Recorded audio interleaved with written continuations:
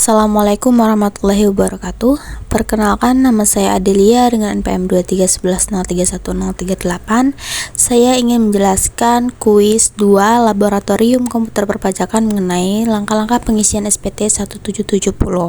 Sebelum masuk ke langkah-langkah, saya akan menjelaskan dulu apa itu SPT 1770. Jadi, surat pemberitahuan atau SPT formulir 1770 merupakan jenis SPT yang digunakan oleh wajib pajak orang pribadi yang memiliki penghasilan dari usaha atau pekerja bebas, baik yang menyelenggarakan pembukuan maupun tidak. Nah, formulir ini berfungsi untuk melaporkan seluruh penghasilan, pengurangan, serta perhitungan pajak terutang selama 1 tahun pajak. SPT 1770 juga digunakan untuk melaporkan penghasilan lain di luar pekerjaan tetap seperti honorarium, sewa, atau penghasilan luar negeri.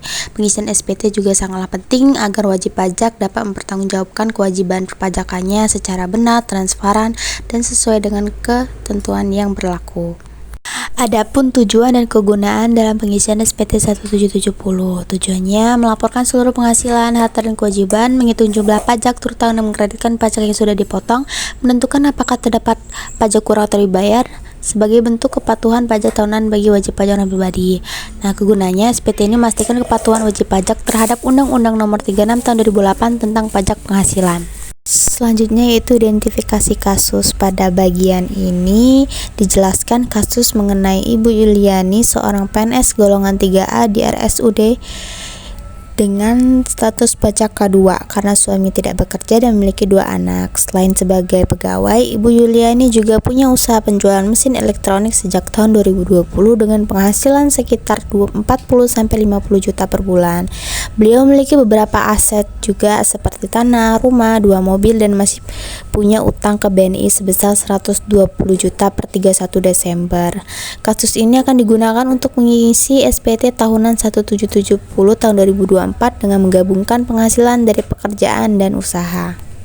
Oke, next langkah selanjutnya yaitu pengisian SPT 1770.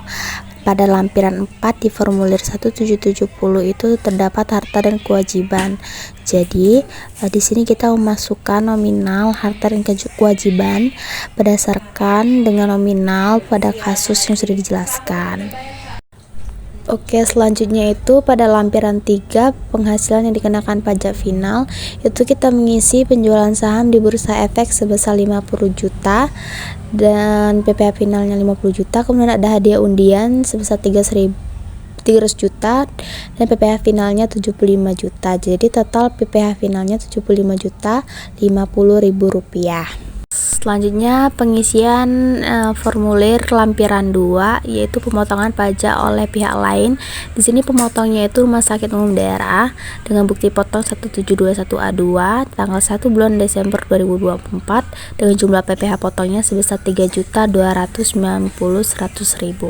Selanjutnya pada lampiran 1 halaman 2 ini tidak ada perhitungan khusus, jadi tidak diisi, tapi kita perlu mencentang tidak diaudit karena emang sebelumnya itu tidak ada di audit untuk perusahaan untuk usaha Ibu Yulian. Pada lampiran 1 halaman 2 itu ada 2 bagian. Yang bagian B berupa penghasilan dari usaha atau pekerja bebas. Di sini jenis usaha Ibu Yulian yaitu usaha dagang dengan peradaan usahanya 540 juta dengan norma penghasilan netonya dikenakan 0,5% sebesar 2.700.000. Dan bagian C itu penghasilan dari pekerjaannya, dia bekerja di RSUD dengan penghasilan 126.645.000. Kemudian ada pengurangan sebesar 10.711.304 rupiah sehingga total penghasilan netnya sebesar 115.934.592 rupiah.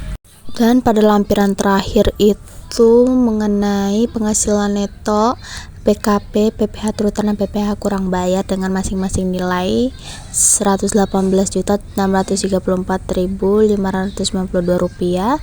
Kemudian PKP-nya 64 634.000. Kemudian PPh terutangnya 3.695.100 dan PPh kurang bayar pasal 29 senilai 405.000 rupiah. Kemudian ini kesimpulan dari langkah-langkah pengisian SPT 1770. Sekian penjelasan dari saya ucapkan terima kasih. Wassalamualaikum warahmatullahi wabarakatuh.